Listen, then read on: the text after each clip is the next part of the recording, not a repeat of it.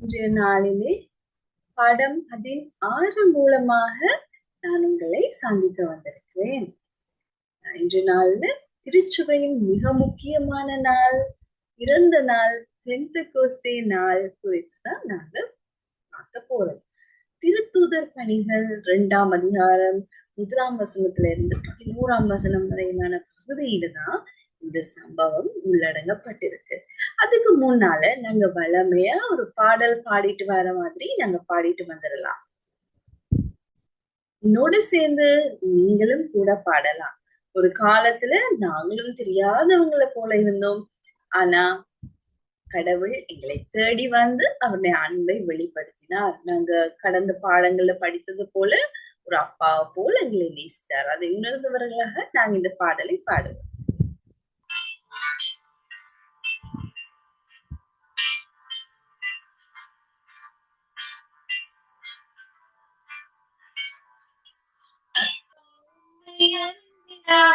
இந்த நன்மை புரிந்திடாமல் அடிமையாக வாழ்ந்துட்டேன்.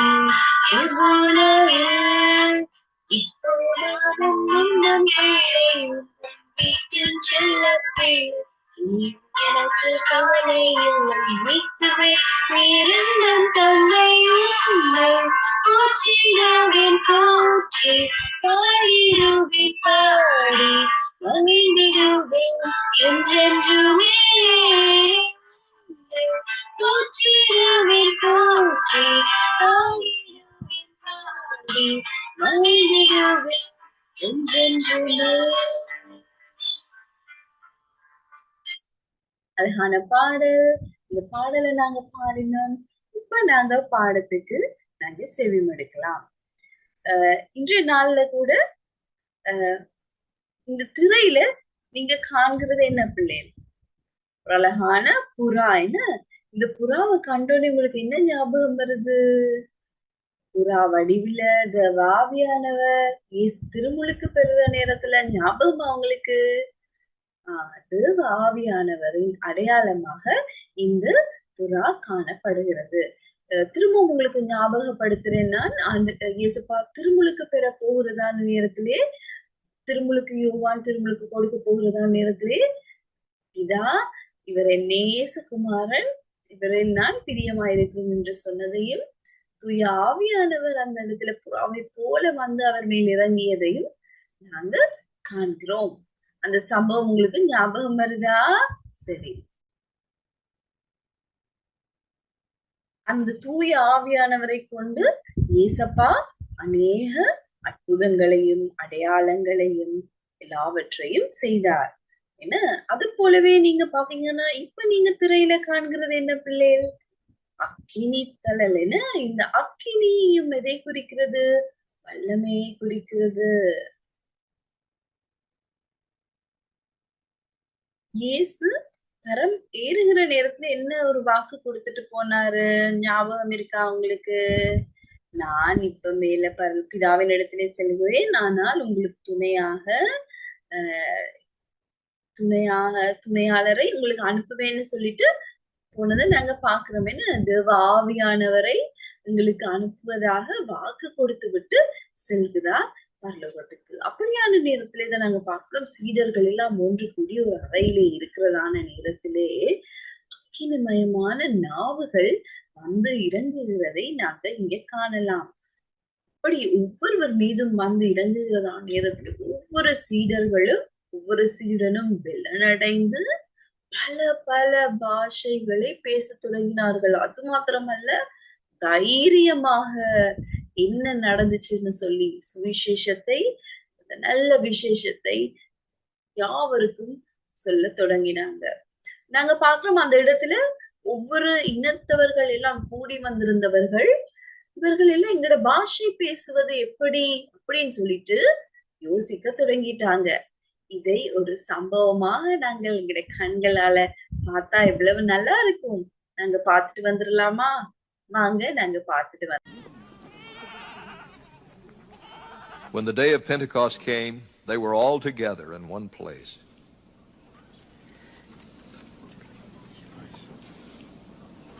Suddenly a sound like the blowing of a violent wind came from heaven and filled the whole house where they were sitting.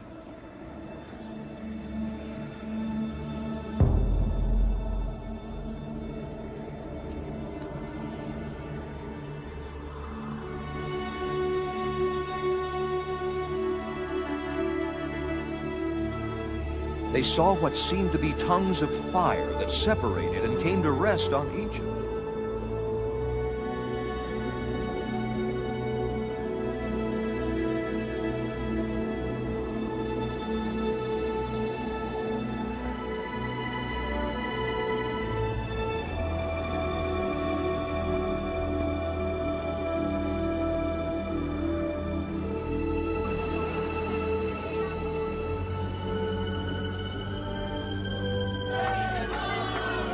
All of them were filled with the Holy Spirit and began to speak in other tongues as the Spirit enabled them.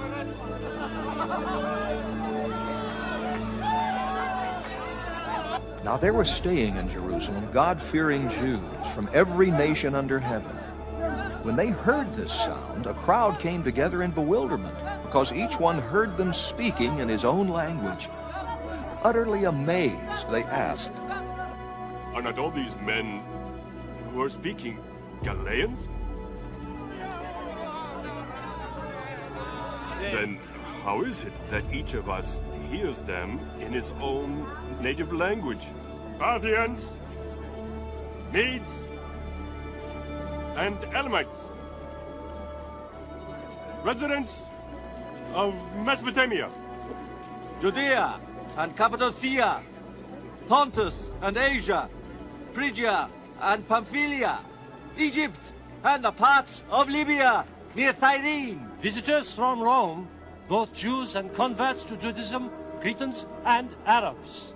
We hear them declaring the wonders of God in our own tongues. Amazed and perplexed, they asked one another. What does this mean? Some, however, made fun of them and said, "They have had too much wine."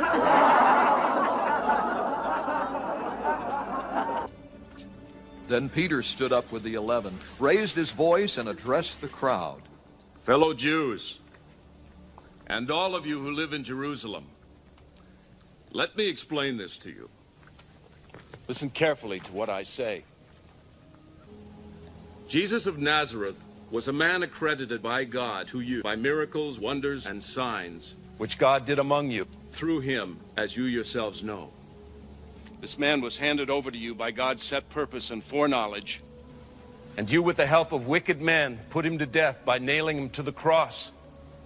But God raised him from the dead, freeing him from the agony of death, because it was impossible for death to keep its hold on him. God has raised this Jesus to life, and we are all witnesses of the fact. Exalted to the right hand of God, he has received from the Father the promised Holy Spirit, and has poured out what you now see and hear. Therefore, let all Israel be assured of this: God has made this Jesus, whom you crucified, both Lord and Christ. When the people heard this, they were cut to the heart and said to Peter and the other apostles, brothers, what shall we do? Peter replied, Repent and be baptized, every one of you, in the name of Jesus Christ, for the forgiveness of your sins, and you will receive the gift of the Holy Spirit. The promise is for you and your children, and for all who are far off, for all whom the Lord our God will call. நீங்க பார்த்தது போலவே தூய ஆவியானவர் வருகிறதான வேளையிலே எப்படி சீடர்கள் சாட்சிகளாக மாறுகிறார்கள், அதை போலவே எங்களுக்குள்ளேயும் தூய ஆவியானவர் வருகிறதான நேரத்திலே நாங்களும் சாட்சிகளாக மாறுவோம். எப்படி நாங்கள் சாட்சிகளாக மாறுவோம்? எங்களுடைய நல்ல நடத்தை மூலமாக. சில நேரங்கள்ல எங்களுக்கு முடியாம இருக்கலாம், கஷ்டமாக இருக்கலாம், ஆனால் தூய ஆவியானவர் எங்களுக்குள்ள வரும் பொழுது நாங்கள் பலனடைகிறவர்களாக மாறுகிறோம். எங்களால முடியாதுன்னு நாங்க சொன்ன காரியங்களை எங்களுக்கு செய்ய தேவ ஆவியானவர் பலன் தருகிறவராக இருக்கிறார்.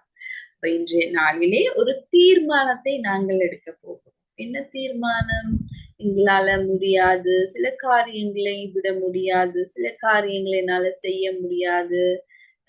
நான் இன்னும் ஆண்டி நீங்க சொல்றீங்க நிறைய காரியங்கள், ஆனா எனக்கு அது செய்ய கஷ்டமா இருக்கு. இன்றைய நாள் நல்ல நாள். தேவ ஆவியானவர் எப்படி இந்த திருச்சபையை சாட்சியாக மாற்றினாரோ அதே போல எங்களையும் சாட்சியாக மாற்றுகிற தேவனாக இருக்கிறார். அப்ப நாங்க செய்ய வேண்டியது, நாங்க ஜபிக்க வேண்டியதான் நாங்க செய்ய வேண்டிய ஒரு காரியமா இருக்கு. நாங்க முழந்தால் படியிட்டு நாங்க தேவனிடத்திலே உதவியை கேட்போம். தேவ ஆவியானவரினால் எங்களை நிரப்புங்க. அப்பொழுது நாங்கள் பலனடைந்து சாட்சிகளாக நாங்க வாழ்கிற பிள்ளைகளா இருப்போம். நாங்க இருக்கிற இடங்கள்ல, வீடுகள்ல, ஸ்கூல்ல, எங்க போனாலும் நாங்க சாட்சியாய் நாங்க வாழுற பிள்ளைகளா இருப்போம். இன்றைய நாளுக்குரிய மனன வசனத்தை பார்க்கலாமா? இறுதி நாட்களில் நான் மாந்தர் யாவர் மேலும் என் ஆவியை பொழிந்தருள்வேன். திருத்தூதர் பணிகள் 2ஆம் அதிகாரம் 17ஆம் வசனம். நாம் ஜெபம் செய்வோம். எங்களை நேசிக்கிற அன்பின் தகப்பனே, இந்த நல்ல நாளுக்காக உமக்கு நன்றி. ஆண்டவரே, இந்த நேரத்திலே உடைய சீஷர்களை எவ்வாறு தூய ஆவியினால் நிறைத்து பலப்படுத்தினீரோ அதை போல எங்களையும் தூய ஆவியினால் நிறைத்து பலப்படுத்தும்படியாக நாங்கள் ஜெபிக்கிறோம். ஆண்டவரே, அன்று சீடர்கள் எவ்வாறு உடைய ஆவியினால் நிரப்பப்பட்டு ஆவியின் வரங்களை பெற்று உமக்கு சாட்சிகளாக வாழ்ந்தார்களோ அதை போல உம்முடைய ஆவியின் கொடைகளை நாம் பெற்று உமக்கு சாட்சியாக நாங்கள் இருக்கிற இடங்களிலே வாழ எங்களுக்கு உதவி செய்தர்கள். ஆவியின் கொடைகளை எங்களுக்கு தாரும். தூய ஆவியானவரினால் நம்மை நிரப்பும் ஆண்டவரே. இயேசுவின் இனிதான நாமத்தினால் ஜெபிக்கிறோம், உங்கள் ஜீவனுள்ள பிதாவே. ஆமென். ஆமென்.